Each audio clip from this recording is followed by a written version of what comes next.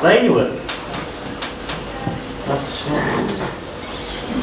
Гэмтлийн тагин гавлаа цоолуулсан нөхөр одоо эмчийн хяналтан дээр зүгээр нэг вестибюл хэвтэж байна л та. Гэтэл хамгийн амар нь юу гэхээр энд гавл тархины гэмтлээс чинь болоод хүн насан туршдаа орж чадраа авах бүр хүнээс хамааралтай авах нэг бол ухах хаялт байх жишээ. За шүүмжлэл энэ юу вэ?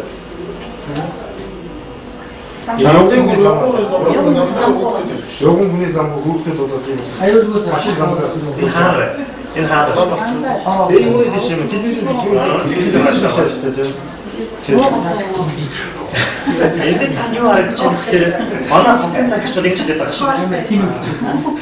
Бид нар цусан руу явдаг замаас хайжруулсан. Бид нар хотоо гайхалтай мундаг хөгжүүлж иргээд мэдээлэл хийгээд байгаа шүү. Зарим аймгийн засаг дарга нөхд гэж байгаа. Бид нар ийм мундаг барилга барьсан замаа аймаг сайжруулсан гэдэг. Гэтэл энэ хөгжлийн их болохоос биш энэ хөгжил биш. Сайн харах юм бол энэ араа энэ шин зам байна. Шин замдаа энэ замыг өргөдөхийн тулд яасан бэ? Явган зорчих хэсгийг нь шууд танаад шахаад шууд машин явах боломжтой бол хайцаа. Машин явах хүний хүний тоох. хүн найрч үсгэн баг. За энэ юу вэ? Хөгжил дэвш асуудал хүмүүстэй хүний явган зам байх. Бас л өсөлт тийм. Зам Машин зорчих хэсэг нэмэгдээд байгаа болохоос чинь хүний амьд эерэг өөрчлөлт авчихгүй болчихшээ. Хүний амьд эерэг өөрчлөлт авчихгүй бол асуудал. Энэ юу вэ? Явган нэг зүйл. Хөгжил дэвшил өсөлтийн аймаг. За яа.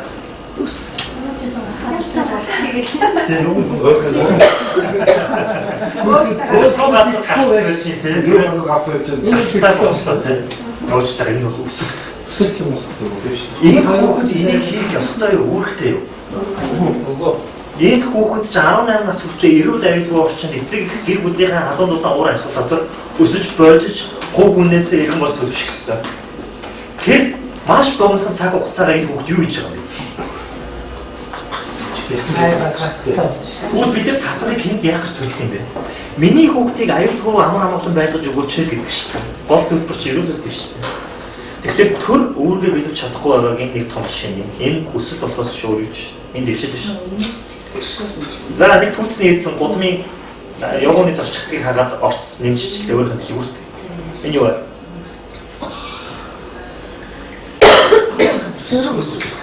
Дэвшлийг нэг хүн дээр харахгүй.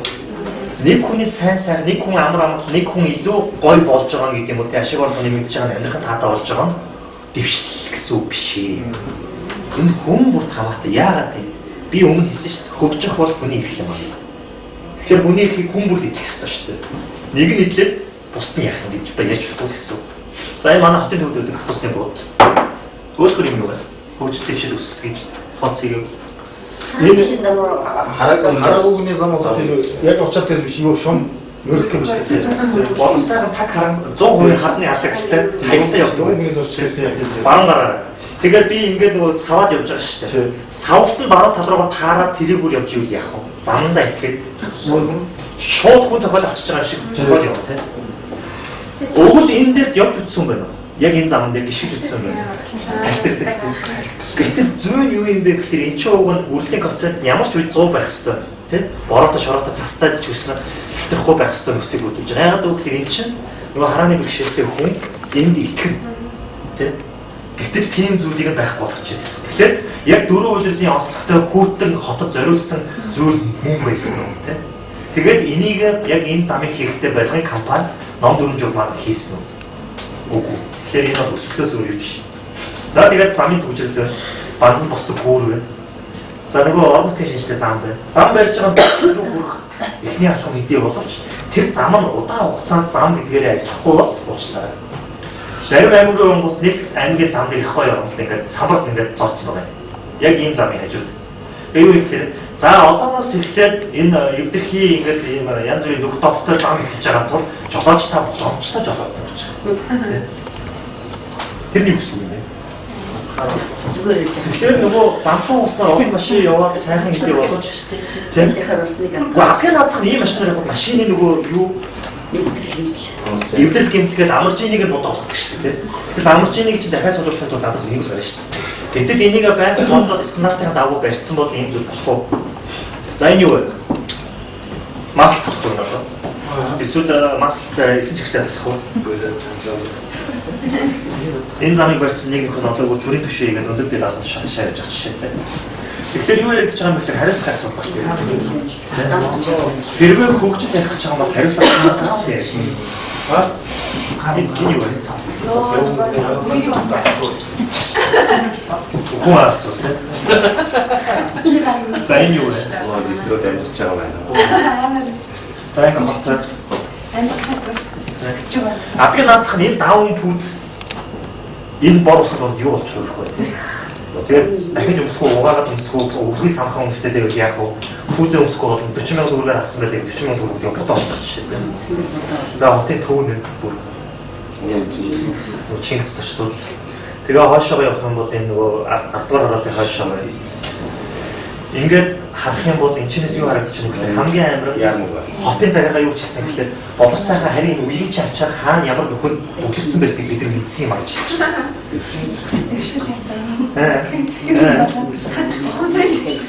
Оо тэрийг хариуцаад онгорхоо байх хэрэгтэй шүү дээ. Гэтэл онгорхоо байх чадаагүй хүмүүсээ дараа нэг гэж хэлээд тэр хүмүүсийн төрөнгөөр хохироод нэг шөнө утаад босоод ирсэн чинь авдранд байсан хамгийн үнэтэй сайхан дээл үстэдэл үдугаар дээр будаа. За одоо өвөл байна яахгүй. Тэгээ асуудыг шийдэхлээр яг хөглөөр бүгд ингээд сайн байна уу одоо яах вэ дуудах үхэхгүй. Чи хинбэ би хинбэ өө би чамаар тэгчих шүү. Өө тэгвэл би чамаар тэгнэ шүү гэж хэлэхдээ зарим нь бүр нудраагаараа шийддэг. За энэ манай боссын явдал хүүхдийн ихний тасын баам талд тэгээд газар барилгын компани ажил эхэлсэн чинь орон сууцны суурьнд нөлөөлсөн. Тэгээд та төсөөлтөд та нэг ингээд телевиз үзээд орой сууж ирсэн чинь хаалгач тогшоо. Гэрээс угадан гар. Одоо удахгүй нуурч магадгүй аюултай байна. Гэрээс байгаа уцтаа гар гэлээ. Та бодомж нурчлаа яах вэ? Энэ юу? Гоо би одоо яачих юм бэ гэхээр мэдхгүй тэр зочлуулаар нөөрөө минь над байр чинь уурах хэрэгтэй. Ингүүл та яах вэ? Хин хариуцлах вэ? Тэгээ тийм байдал сонгосноор би юу? За ингээ хоёрын сууг шууд байна. За энэ хотын зүгээс ингээ нөгөө гоо зүгүү үзэмжгүй гаражийг буулгах арга хэмжээ явуулсан. Тэгсэн чинь нэг талаас нь урааж исэн чинь нөгөө талд нь юу болсон бэ? Машин ус. Энэ машин хэний өмч вэ? Өөр өмчтэй. Тэгсэн чинь энэ машин хэдэн хүний өмч вэ? За 10 сая төгрөгөөр авсан машин дээр тоосоо байл шидлээд бүр ингээ хонхоолгоо бодоо олгочлоо. Үүлийн үртэй тийм. Эний өмнө хийсэн өмнөх дүрийн лайлаж юу тийм. За тэгээ хариуцлахгүй уул уурхаа тийм. Тэгээд нөхөс сэргэлтэй чинь Улаанбаатар хот байна. Одоо Улаанбаатар гэж ярих бол хамгийн амар. Хот суурин газар төвлөрсөн нөгөө аймаг төвүүд байна. За ховд бол яг Улаанбаатараас ярих юм байлээ. За чой бол ховдын хов. За дорнодын чой болсон бас салхиныхаа чигээс хамаараад бас аюултай дархан байна, эрдэнэтэй байна, юдэн ингээд хэлсэн. Тэгээ энэ дээр харахад хамгийн гайхалтай нь юу юм гэхээр манай төр өгөн миний аюул байдлыг харах хэрэгтэй тийм үү? Тэгээд төрийн нэг хийх хэрэгтэй юм стандарт тогтоодог. Тэгвэл энэ 1 куб метр квадратад эзэлж байгаа найны тоос маань 25 г байх хэрэгтэй байна. Микрограмм. 1 куб метр юу? Тийм 25 микрограмм шүү. Гэтэл манай үндэсний стандарт бол 50. Эндээс юу харж болж байна? Дэлхийн хүмүүс нэг төрлийн уушигтай. Монголын хүмүүс дэлхийн өмнөөс 2 дахин мундаг уушигтай юу тийм. Тэгэнгүүтээ 13 он энэ үзүүлэлт маань агаарын чанарын хяналтын цэг дээр 1100 өссөн. Улаанбаатар хотод. Тэгэхээр боддоо үндэсний стандарт нь 50 бай. Тэрийг нормал гэж харж байгаа, хэвээ гэж харж байгаа. 1100 гэхэлэр чинь 50 тухайлаар хэд вэ? 1150 тухайлаар ч одоо 22 тийм. Бид нар 22 дахин одоо юу тийм хордсон байж болохгүй агаараар амьсгаж байна гэсэн. Өөрөөр 44 дахин Дэлхийн хүнээр ярих юм бол 44 тийм. Нөгөө 15 жилээр чинь бас асуудал байна. Нөгөө халын унтаад тийм амьдардаг 10 жил чинь одоо улам хордоод эрүүл мэндэнд оройтон юу болж байгаа вэ? За оногт бол их гоё юм болдог. Наад хүүхдтэй чинь би ээж автаа гэрээ байгуулсан юм. Даатал төлцсөн. Тэгээд нэг хувцсыг аваад өгсөн юм. Тэгээ бид нар одоо урдаж болно юустэй болж сайхан гэж. Гэтэл зүйл юу юм гэхээр хүүхдийн аюулгүй байдлыг хангахын зэрэгцээ энэ зохион байгуулж байгаа гэхээр яг энэ одоо морины уралдаан чинь ингээ юу л хэлбэртэй байгаа шүү дээ. Гарааны зурхаа нэлээд өргөн. Тэгээ бариад ингээ нарийсаад ирдэг. Тэгвэл энэ нутаг дэвсгэрийн бүх нүх сүв, гуу жалах, чулуу тэгээд тэр болтог татах тэр өвлийн бүх байна уу гэдгийг харах хүртэл энэ хүмүүсийн үүрэг байна. Гэтэл тэгдэг үү? Хамгийн амар. Тэ? Зам. Тэгээ өвөл уруулт нь хамгийн амар.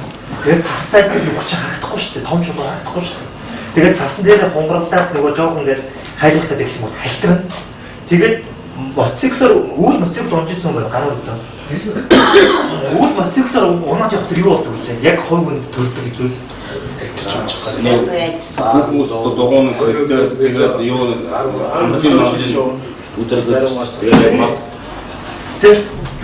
тэгээд технологи амтыг ашиглаад явж байгаа мотоциклд нүхт унах гэх юм тийм таны хэлсэн гар даан бээр нүр ингээд зуураад ихний хөл даа гэх мэтчтэй. Гэтэл яг энэ хүүхэд морины хурдаар тэгж явж байгаа шүү. Тэ том тарцуулах юм бол яг мотоцикл унжаатай адилхан. Тэгэхээр осос даах бэрх даарч хөрхөөс ахуулаад гар бэрснээс болоод жолоогоо алдах гэх мэтлэн зөндөө юм болно. Асуудал. Таны хайлтаа хүн чинь ёстой жинхэнэ нөгөө ганцхан тохиох хувь заяанда олж биениймээс тал болсон хамин гэж боддог хүн чинь таны хайлтаа хүүхдийг тэрвэрээ ингээс сууж тань ямар санагдах вэ? Баярлалаа. Агад шүү. Эсвэл таны хүүхэд ингээд зогсож ивэл та боочтой миний хүүх үү? Энэ юу вэ? Хөгжил мөн үү? Дэвшил мөн үү? Ядуу хүний тоон юм гэж байгаа. Хөөс суулж байгаа хүний тоон. Энэ хүүхэд тэ ууг нь төлбөрөөр сургууль сурах хэвээр сургуулийн хэрэглэх хүний ууг нэг аваа явж байна. За тэгэхээр эцэст юу гэдэг байгаа юм гэхээр энэ төслийн хөтөлбөрч тэр энэ хөтөлбөрийг хэрэгжүүлэхдээ ч тэр Монгол улсын иргэнээр амьдрах ч таач тэр ямар нэгэн байдлаар бид нар чинь хүүхдийн хомч гэсэн үр бүлээгэл явж байгаа эцэг их нэг бол ах дүү хэнийг нэгч хамаатан садан нэг юм. Тэгвэл ядаж энэ санаачилж байгаа зүйл энэ хийх гээд байгаа зүйл чинь яаж төлөвлөсөн, хэрхэн боловсруулсан, төсвийг нь яаж тавьсан, яаж хэрэгжүүлээд байгаа юм. Энийг чинь бид нэр бас хэрэгжүүлснийг хянаж үнэлмээр байна гэдгийг байнга орцох асуудал ярьж байгаа. Иргэний хаваа байсан.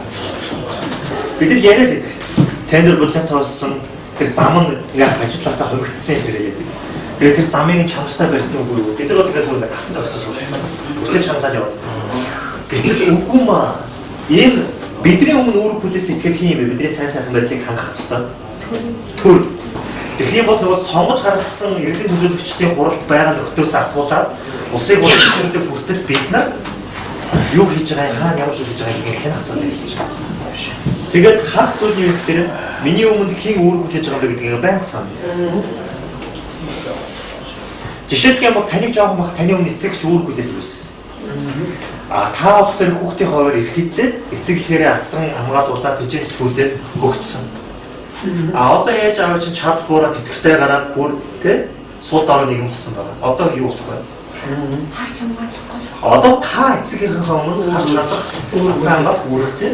Тэр хүмүүс таны эцэг их байсныхаа хуваар эрхэлж байгаа гэсэн санаа.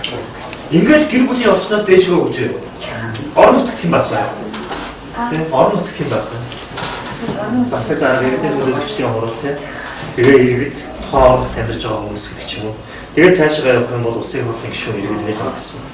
Гэхдээ нэг зүйлийг анхаарах нь юу юм гэхээр энэ нөгөө миний идэл зохих хөстэй эрхүүдийг яг идлүүлнэ гэж зорж явж гинэ үү те.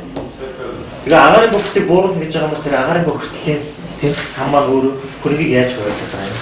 Эсвэл тэр орон нутгийн хөгжлийн сан гэж байгаа шүү дээ аймаг дээр. Аймаг дээр орон нутгийн хөгжлийн сан миний сайн сайхны төлөө дэвшил гаргахын тулд хөрөгийг хуваалцж гинэ.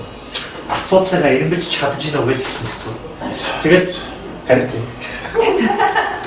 Тэгээд тэр шийдвэр чинь хамгийн түрүүнд надтаанд амьдарч байгаа нийгэмд эмзэг хүмүүс рүү анхаарна. Хамгийн бодлогогүй болох нэг жишээ бол энэ хүний хөгжил сан.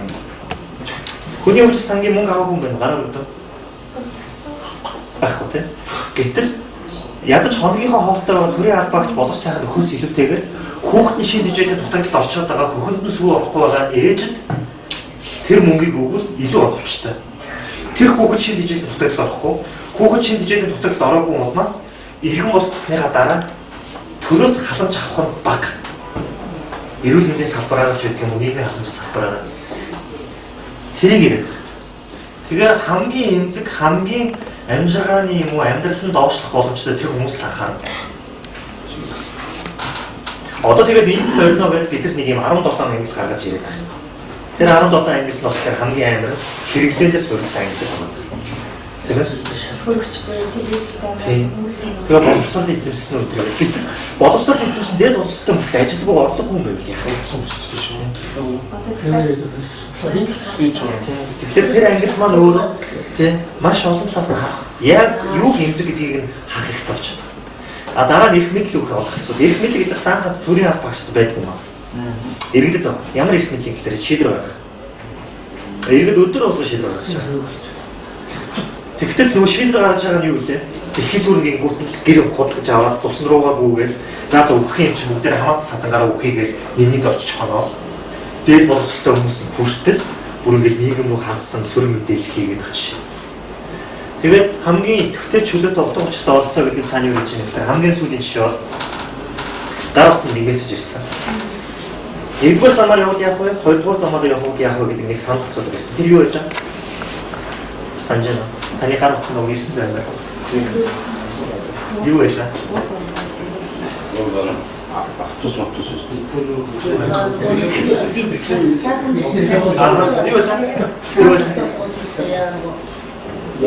Харьяах вэ? Яг. тийм. Хоёр хатаа Бүсэж чадахгүй. А тэгээд нэг бол бүсэж чадахгүй, нэг бол Гэтэл энэ сонголтыг хийхин тулд тань ихлэ мэдээллийг хангалттай өгсөн үү? Үгүй юу? Ямар төслүүдийг хийдийн хугацаанд яаж ашиглах гэдэг юм? Эсвэл бүсэж чадах гэдэг нь яг юу юм? Хизээ Хизээ судруулах юм. Бүсэж чадах юм. Тийм. Тэгэхээр энийг өглөө гэж шийдвэр гаргалтаа гэж. Тэгээд 57% нэгийг сонгосон учраас бид нар өөрөөхөө ашиглахаар байна. Сонгох тийм. Тэгэхээр бид нар хангалттай мэдээлэл өгсөн. Мэдээлэл боловсруулаад шийдвэр гаргах боломж нь олгосон. Сайн ярих юм бол ийм асуудал гардаг юм. Mobicom-ийн дугаартай болох сайхан байна. Гэтэл юу гэх юм? Unity, G-Mobile, Skype-ийн дугаартай Иргэн Батаа. Иргэн Батаагийн 3 утаснаас явуулсан 3 санал. Болор сайхны нэг оператороос явуулсан нэг санал хоёр тэнцүү юу? Тэгш ус.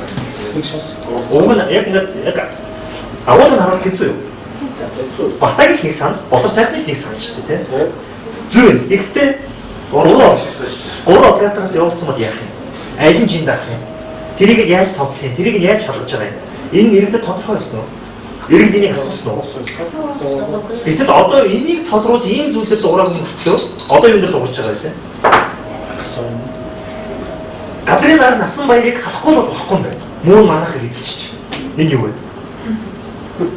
Туйлшрал, хийрхэл. Ямар ч мэдээллийгээ боловсруулаагүй хийрч юм гэсэн. Үнэхээр бодлогын газрын дарга нь алдаатай бодлого тавьсан бол алдаатай бодлого хэрэгжүүлсэн бол газрын дарга биш өөр хүн байх хэрэгтэй шүү дээ. Сайн. Боловсролын асуудал эрхэлсэн төрийн захиргааны төв байлгуулгыг удирдах байгаа албан тушаалтан үнэхээр тэр ажлыг хийж чадаагүй бол цаашаа юу явах хэрэгтэй вэ? Кабинетээр ажиллаж чадаагүй засгийн газар асуудал гарч байна. Тийм юм ярихгүй шүү дээ. Ярихгүй шүү дээ. Тэгэхээр энэ хариуцлага тооцох ялгарлан гадуурлахгүй байхад ч үнэхээр яг болох юм. Яагаад насан баяраар төвлөрөх гэж байгаа юм? Тэ? Яагаад өмнө нь янз бүрийн бодлого хэрэгжүүлж исэн сайнрыг ярихгүй байна? Тэрний чинь залгамж чанар нь явуулгаа шүү дээ. Кембрижийн хөтөлбөр гэж утган баяр сайн санаачилсан. Сая болохоор зөв Монгол хүүхэд цогц хөтөлбөр гэж гадуур сайн санаачлаа. Яагаад эдгээр дээр нь ярихгүй байна? Тэгэхээр сур хүчиг яриад сур хүчиг биш тэр нь худалдаанд байсан номнуудын зургийг иш болгож яриад байгаа жишээ. Гэтэл тэр сур хүчтэй байхгүй шүү дээ. Зарим нэг нь бол өөр сургагчдэр байсан байх жишээ. Өөр худалдааны номон дээр байсан байх жишээ. Тэгэхээр дүгнэх юм бол юу гэхээр бид нар энийг харна. Сайн нэг надаас нэг хөгжил гэж яг юу юм бэ болох сайн гэсэн. Хөгжил бол яг юм. Хөгжиж байгаагаа яаж мэдэх юм гэвэл иргэдэн өөрсдөө чөлөөтэй оролцдог. Өөрөө хүлээж байгаа этгээд нь хариуцлага хүлээж чаддаг байх асуудал. Нэг. Иргэдэн яаж оролцох юм гэхээр өөрийн эрхээ мэддэг. Түүнийг ухамсарлаад эрхээ эдэлж хүчирхийллийн бус аргаар хууль ёсны дагуу шаарддаг байх ёстой. Манайхан хамгийн амар 2008 оны 7 сарын 1-нд бол эрхээ шаардаж ингээгүүтээ жагсаалт цуглааны гүйтээ хувь өмчлөө халдаал хүмүүсийг гадуурж доромжлол хүчирхийлээд сүүлдээ бүр тэр нэмэх замраагүй байлсан. Тэгээд нөгөө энэний цааны юу гэж нөхөөр тэр нэг Японы тариачны жишээ Германы тэр иргэдийн гомдол бол төр миний ихийг хүндэтгэж хамгаалж идэвхжүүлж байгаагийн тод жишээ.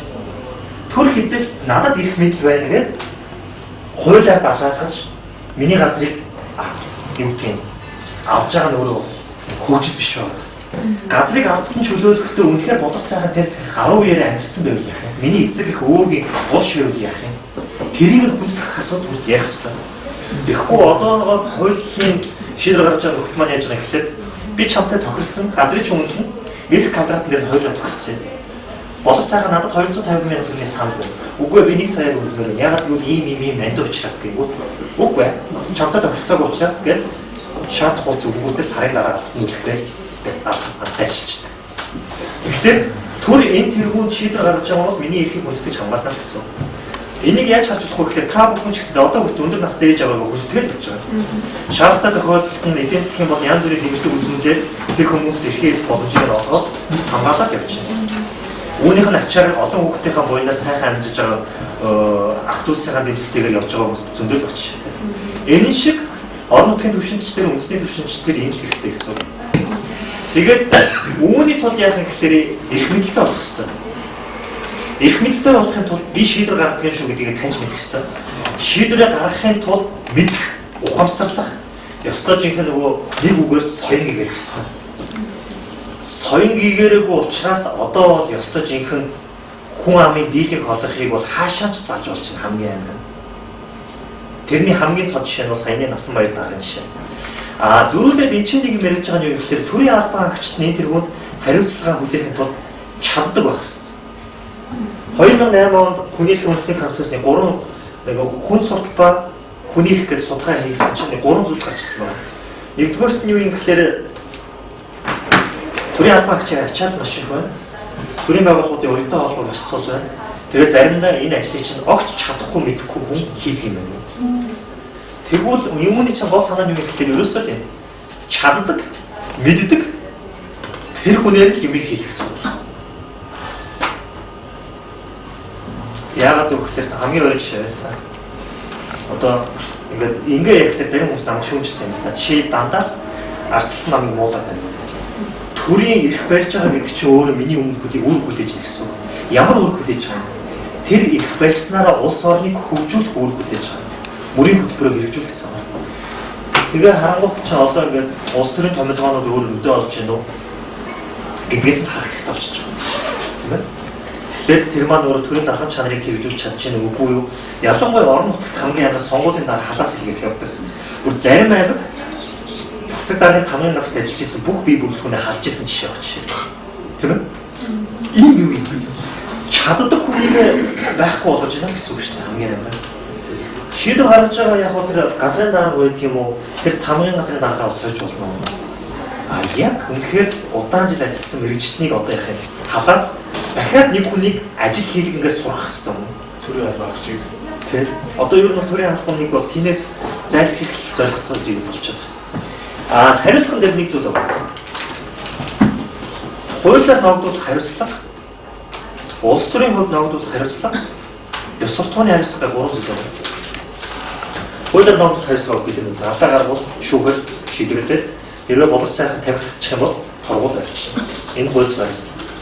Улс төрийн хариуцлага нь болохоор үнэхээр миний төлөө ажиллаж чадаагүй, эрх мэдлийг хэрэгжүүлж чадаагүй, хөгжлийн бодлогыг тодорхойлж боловсруулж түүндээ хүрч чадаагүй тэр хүнийг дахиад сонгохгүй. Эрдэнэ төлөөлөгч тэр улсыг уламжлах хэрэгтэй. Ёс суртахууны хариуцлага нэг ийм юм байна. Манай монголчуудын дунд нэг ийм яриад байгаа. Тэдний хүүхдүүд гар урттай тэдний сайнгүй хүмүүстэй нэг урт гартай хүмүүс тэднийг ч их заагчтай тийм. Тэр ёс суртахууны хариуцлага. Өмнөх хоёр хариуцлага бол хийсэн үйлдэлтэй тухайн цаг үедээ хариуцлага үлээж авчиж байгаа. Ёс суртахууны хариуцлага бол одоо юу гэдэг хэдэн үеэрч үргэлжиж байна. Жишээлбэл одоо юу оюутлогоо гэрээ байгуулсан, мундаг аяа байгуулсан эсвэл гай болсон уу? Одоо дарагдсан. Мэдхгүй тийм. Нэг бол ач гавьяагийн хүмүүс өндлөл ёс суртахууны хариуцлага нь тооцохгүй. Муу байх юм бол хэдэн үеэрээ тэрийг жишээ болгож яах гэсэн. Гадны судлаачид Казахстан Монгол хоёрыг харьцуулаад юу гэж илэрхийлж байгаа вэ гэхээр хөрөнгө оруулалтыг зүү зохистой зарцуулсан хөрөнгө оруулалтыг зүү зохицуулгүй зарцуулсны улмаас гарч байгаа үр дүнгээр Монголыг муу жишээгээр хэлж байгаа. 25 жилийн хугацаанд яг уул уурхай дээр түшиглээд хөрөнгө оруулалт авсан. Тэгээ баялгаа хуваарлсан. Тэр хөрөнгө оруулалтаа зарцуулсан. Оновчтой зарцуулсан улс нь Казахстан юм байна. Үнэхээр мундаг хөгжлийн зөв боловсролтой явж байгаа юм байна. Оновчгүй зарцуулсан улс манай Монгол улс байна гэж хайлтаа дэлхийд тавьчихлаа. Тэгэхээр хөгжил гэдэг бол ерөөсөө ийм зүйлийг шингээсэн бол тэр улсыг бид хөгжтэй гэж харна. Түүнээс биш нэг хүн авч байгаа дотоодын нийт бүтээгдэхүүн одоо юу гэх юм тэр уул уурхайгаас олж байгаа баялаг импорт экспортын хэмжээ бол эдийн засгийн зүйл.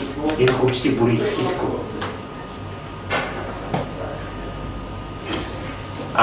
Энэ хөгжил хэн хувь нэмрээ болох ёстой вэ? Хүн бүр. Тэр нь эрэгтэй гэж хэлэх шаардлагагүй, эрэгтэй гэж хэлэх шаардлагагүй. Швейцарын хөгжлийн агентлагийн гол барьж байгаа бодлого бол ерөөсөө тийм. Улс орныг хөгжүүлэхэд хүн бүрийн оролцоо чухал юм шүү гэдгийг хүлээж зөвшөөрөө. Тэгээд ямар нэгэн төсөл хөтөлбөр хэрэгжүүлж байгаа бол тэнд хүмүүсийн харьцааг анхаарай. Тэ? Аль нь зовлох нь хамаагүй биш ээ. Ядаж 50-50-ыг бариарай. Шийдвэр гарах төвшин дээр ч гэсэндээ энэ зүйлийг анхаарай. Асуулт байна. Ойлгомжгүй, тодорхойгүй, дэлгэрүүлэх зүйл байна. Одоо яагаад авалцаа гэдэг ярихаар одоо манай монголчуудын гэсэн боломжтой одоо нэг даруй хүн байх хэрэгтэй одоо заа нэг түн тусан хөөний ам үлдэн ингэж тэгээ одоо их хүмүүс ч өөрийнхөө ногоо ясаар байгаа тэгээд ингээд өөрийнхөө их зөрчилдөд байхад одоо зөвөр яг хүнтэй орон зурж боловсралтай одоо ярих хэвээр хүмүүс нэг ихгүй шүү дээ. Ярьсан нэг нь муудсан байна. Тийм учраас хүмүүс одоо тийм болохгүй дугаас болцоо одоо тийм хүмүүсийг яах вэ? Энэ хүмүүс ч яах вэ? Тэгээд гаагаад манай ажил үеийн хүмүүс ч юм хийхгүй ш. Тэгээд ингээд муулаас аваад нэг хүн гараа аваад юм хийхгүй. Монгол гэсэн мөртлөө тэгээ өөрсдөө юу ч юм манай одоо систем санагдаа орнтой дагуу баг хөдөөний малчнаас долоонд хүмүүс тийм өшнөө л одоо уусалтай ингэж юм чи хөлтөд энэ дээр тийм яаж өөрчлөх юм монголчуудын пассив хамгийн аюултай тэрний болно. Казахстанчуудад өөрчлөхгүй ганц байгаа хамгийн аюултай систем бол энэ намын шазруу их оролцож байгаа. Өөрөсөө энэ хоёр намын систем бол Монголыг хэзээ шаардлагатай шүү дээ. Өөрөсөө хоёр намыг юу ч нэг л эсвэл нэг намын системтэй системийг монголчууд энэ хамгийн том өөрчилж яахгүй нэг аюул. Яг нь антропологийн талаас гэдэг юм уу нийгэм судлалын талаас гэж юм янз бүрийн онцлог янз бүрийн зүйлийг бий бол хийж байгаа. Гэхдээ зүгээр хамгийн энгийнээр ярих юм бол юу юм гэхээр одоо 60 оны үслэр болох хэрэгтэй. 60 оны үслэр болохын тулд юу яригдж байна вэ гэхээр Монгол гэдэг нэг туган дор явж байгаагаар байнга санах хэрэгтэй. Хүн бүр тэрийг нь сануулах ёстой зүйл нь юм гэхээр боловсролын тогтолцоогоор нь соён гэгэрүүлсэн байх хэрэгтэй. Чи Монгол хүн шүү, чи ирээдүйд Монголын төлөө зүтгэх иргэн шүү гэж таниулах ёстой.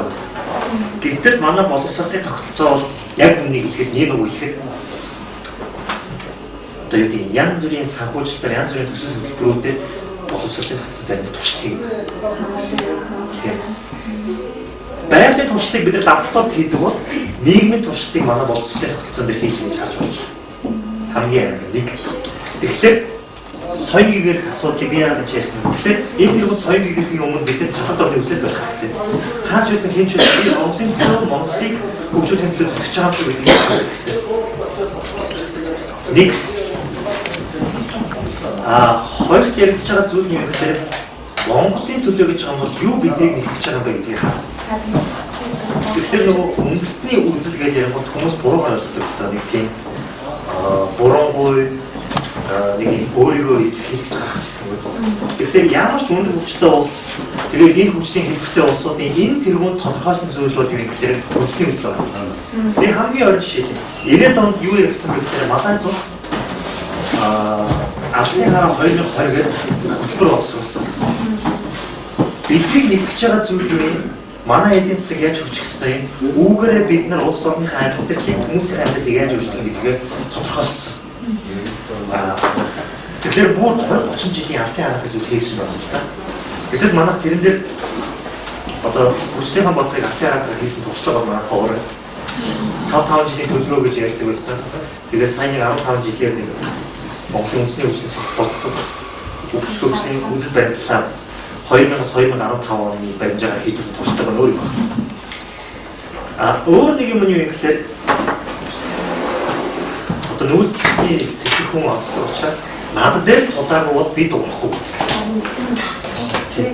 Хамгийн амар нь юу юм гэхээр өнөөдөр одоо юу гэх юм дулмаа дээр тулгарсан асуудал над дээр ирэх юм чинь ингээд дулмааны төлөө дуурдаг. Батагийн төлөө дуурдаг. А яг өөр дээр нэрээд дуурч та нар ингээд нэг бата дулмаа хоёрын төлөө дуурайг учраас бата дулмаа хоёр бол сайхан гэж дуурах. Тийм л гэж байна. Тэгээд урдны ярьж байгаа зүйл нь юу гэхээр цөөхөн байна. Цөөхөн. Ялангуяа орон нутгад цөөх учраас хэн хэний эсрэг юу ярьчихгүй яах вэ гэдэг юм нь дараа халамж хуваарлахаас ахуулаад бөө дараад гарч ирж байна. Тэгээд ямар сайн бүр суман дээр арчсан намын дэмжигчдийн дэлгүүр ардын намын дэмжигчдийн дэлгүүр тэр тэднийхээ дэлгүүр рүү очихгүй юм авахгүй тэгээд бүр хэрэгсэн боддог. тийм. Тэгэхээр би бол энэ хэд хэрэгтэй юм бэ? Энэ Монголд хэрэгтэй юм уу? Тэгэхээр би бол энэ гурван зүйлээр л явж байгаа. Тэгэхгүй өөр юм байна. Өөр олон юм яриад байна. Өөр асуулт байна.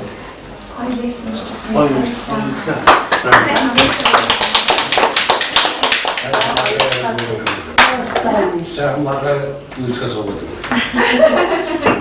Маш олон бүгд рүү хэмээн бодлоо.